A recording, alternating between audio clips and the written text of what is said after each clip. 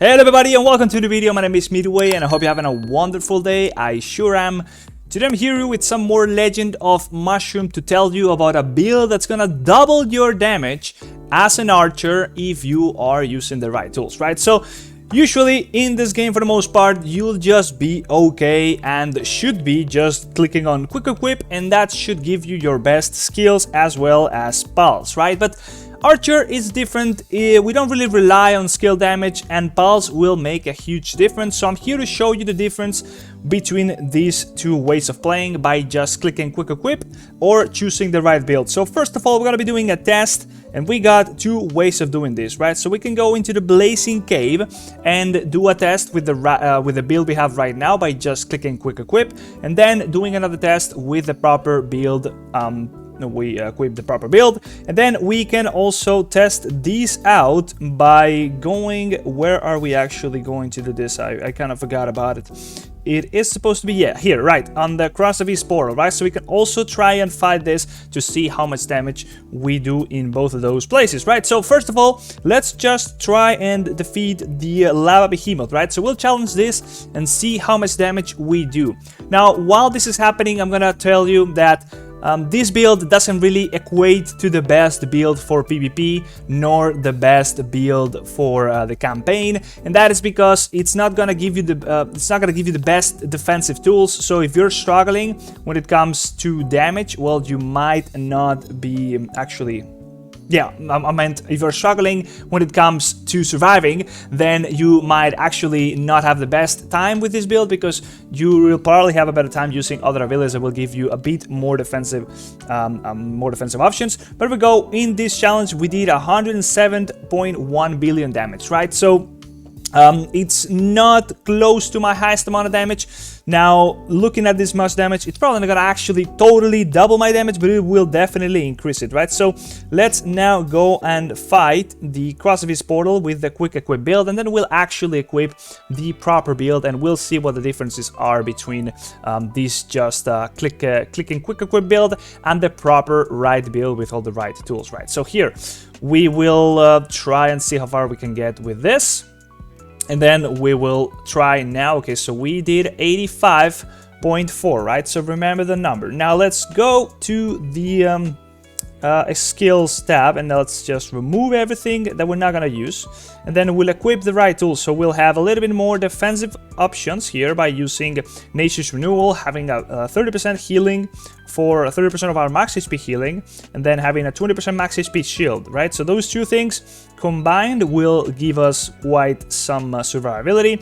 Then we'll use Coin Bomb to increase the basic attack damage by 35%, and then we will also use Speed Surge, because that will give us a little bit more attack speed, right? So those tools are basically what Archer really needs.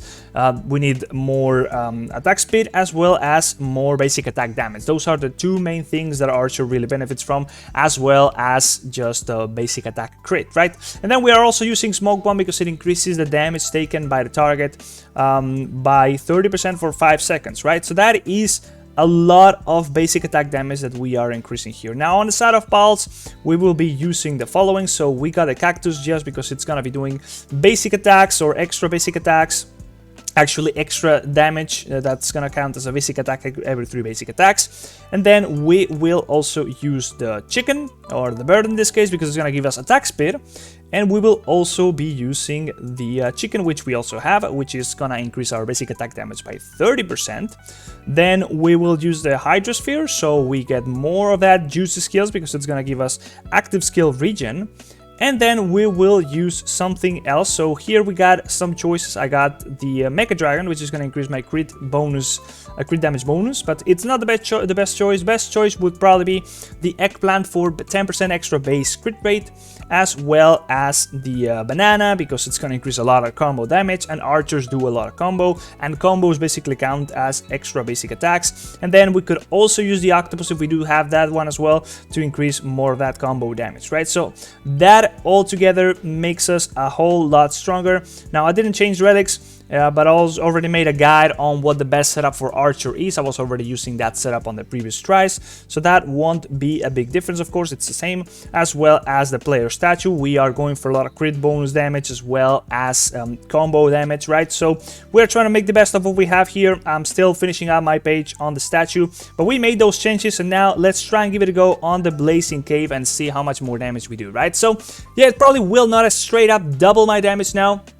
I'm at a point where I already got a pretty solid build, all things together considered. My stats and the relics were already there. The basic increase critical damage was already there, but there we go. Now you can see I did a whole lot more damage. I even bested my best try by a whole lot. Some of those upgrades really made a difference apparently over the last couple days. But yeah, maybe I just got pretty lucky. That can also happen with this build. If you get lucky and all things all go right, you will just do a whole lot more damage now. So that upgraded my damage by a third versus what I was using before. Now let's go and do the same on the Beast portal, which I did 83.4, something like that.